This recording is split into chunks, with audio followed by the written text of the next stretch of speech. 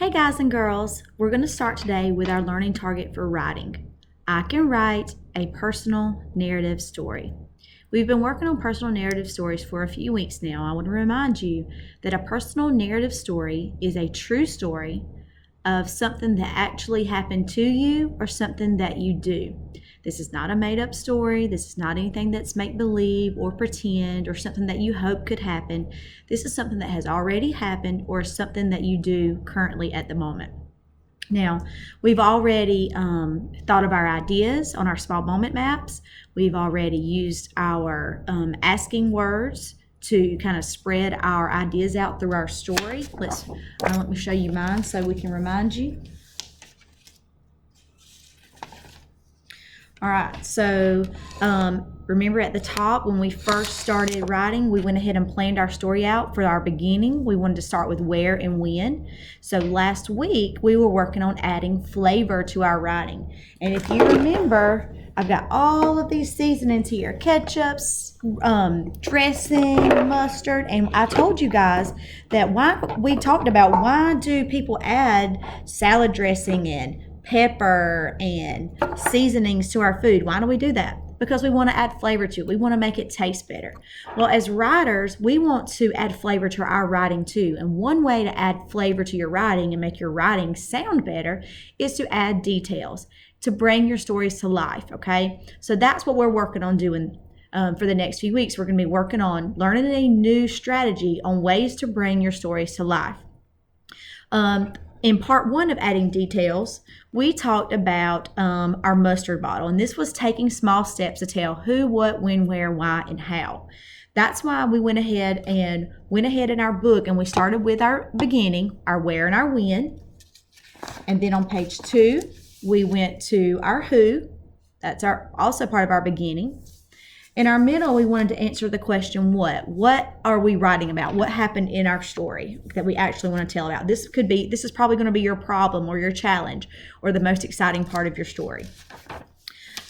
Also a part of the middle is your why. This is what caused that to happen, or why did you do that, or why did it happen? This is the page you're going to put that on.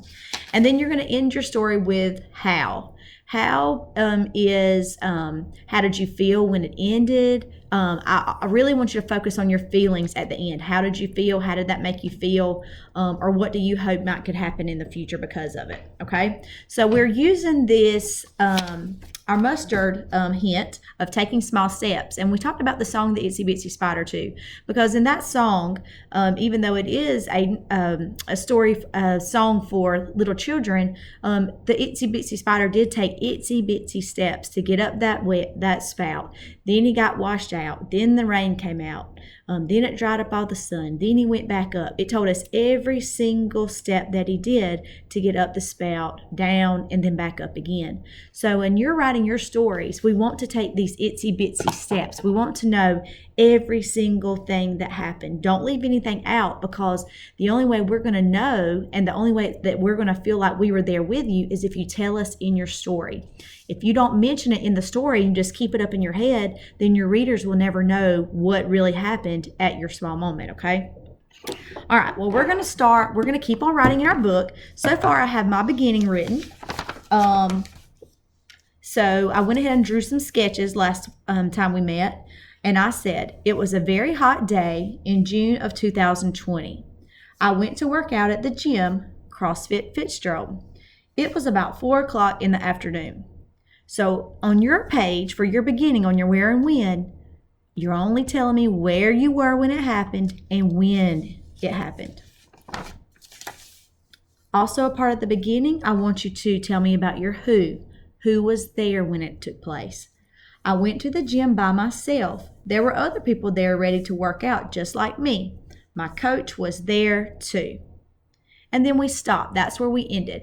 So today, we're going to pick back up writing our middle of our story. We're going to pick back up on our middle for our what. Now, this is probably going to be the part in your story where you're going to have the most to say, because this is where you're telling me exactly what happened.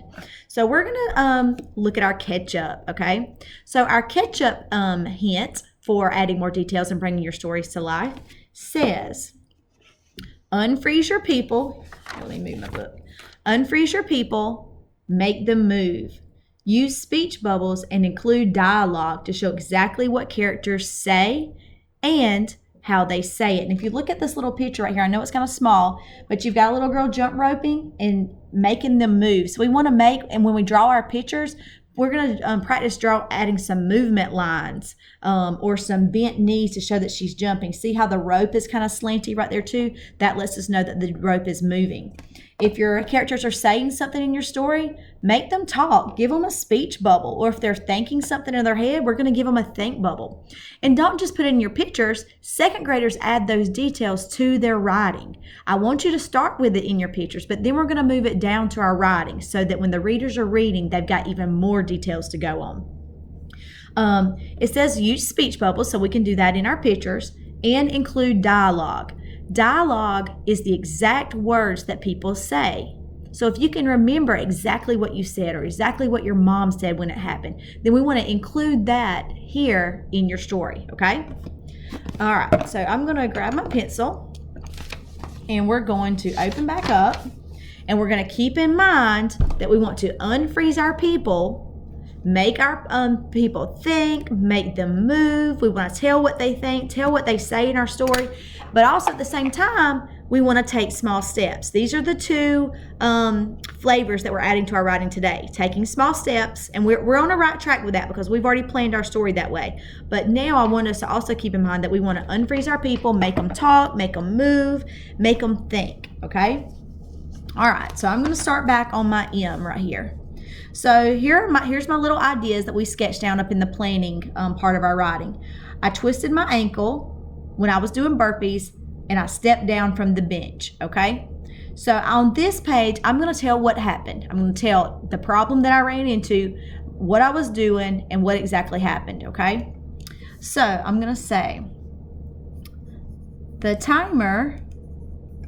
And in case some of you guys don't know about about CrossFit, some of the workouts at CrossFit are timed. So they set a timer, and you have to do as many exercises as you can in that little bit of time.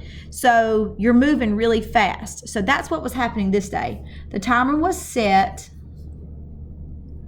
So I was exercising quickly. Okay, so this would be a good spot to show me working out up here in my picture, okay? So, and I'm going to add some movement lines to show that I'm moving quickly.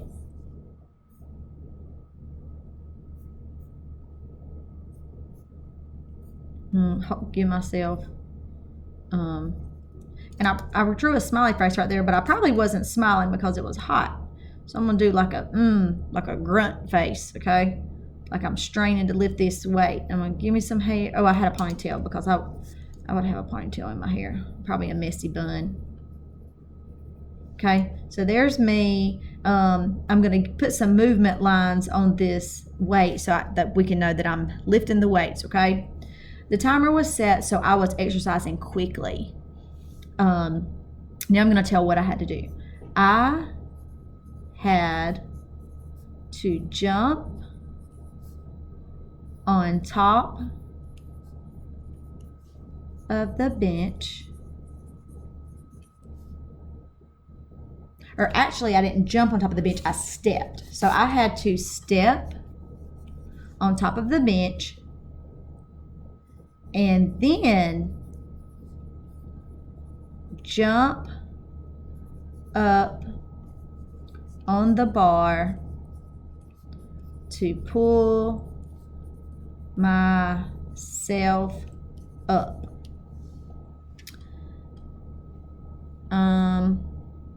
So I had to step on top of the bench and, oh, I made a mistake, and then jump up on the bar to pull myself up.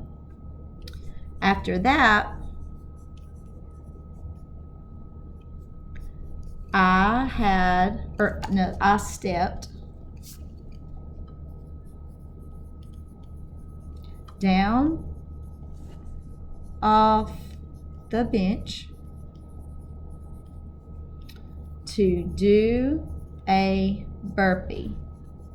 And I know that sounds silly. If you don't know what a burpee is, it's where you kind of squat down to the floor and then you jump out like a push-up and then you jump back in and then you jump back up to standing position. They're really hard to do. So I stepped down off the bench to do a burpee. And when I did, ooh, and look, I'm out of space. So I'm gonna put 3 dots. That means something is about to happen. Now I'm out of space, guys and girls. That doesn't mean cram everything on this page. I still have room on the next page, on my Y page, to tell what happened, okay? I can mix that together if I want to. So you don't have to cram everything or just end your story without finishing. Tell me every single thing. All right, so after that, I stepped down off the bench to do a burpee, and when I did, all right, here we go. I accidentally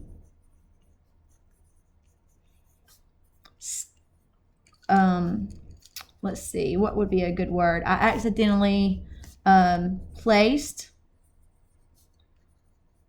my foot down on the leg of the bench and my ankle twisted. Okay, so what would be a good picture on this page of my writing? What would be a good picture? I accidentally placed my foot down on the leg of the bench and my ankle twisted. This would probably be a good page to draw me jumping down. All right, so let's pretend this is the bar. I've got the floor right there. There's the beams holding the bar up. And then here's the bench right here that I was stepping on. And then when I stepped down, I kind of fell down. So here I am, and I'm not happy. There I am. Got my little bun on top of my head. Remember, we're just sketching. So I fell down. So I'm going to do some falling motions right there. I fell down. So bring that to life, okay? I accidentally placed my foot down on the leg of the bench, and my ankle twisted. I'm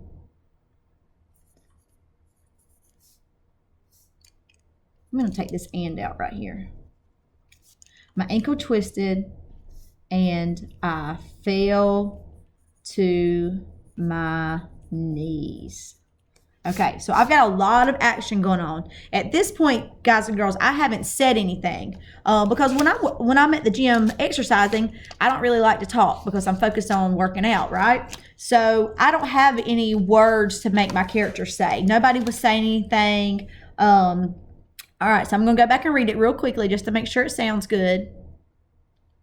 The timer was set, so I was exercising quickly.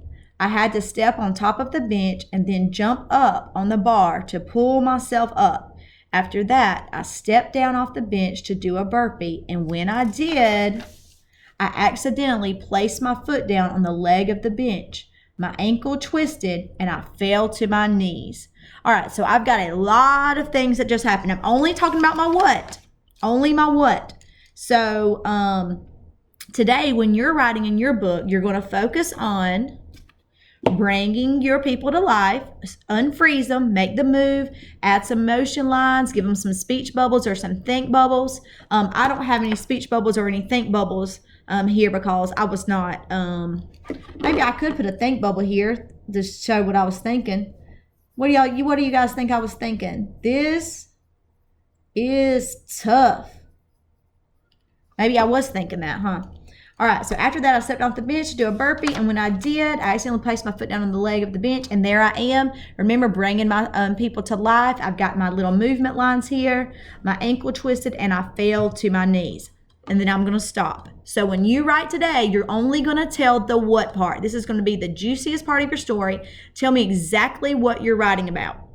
Okay? Some of you are writing about the time you got your iPhone. So on this page, you're only going to tell me the time you got your iPhone. Only about getting your iPhone. Some of you are talking about riding a ride at Wild Adventures. Only talk to me about the ride at Adventures. Okay? What you did. That's it. What happened or what you did.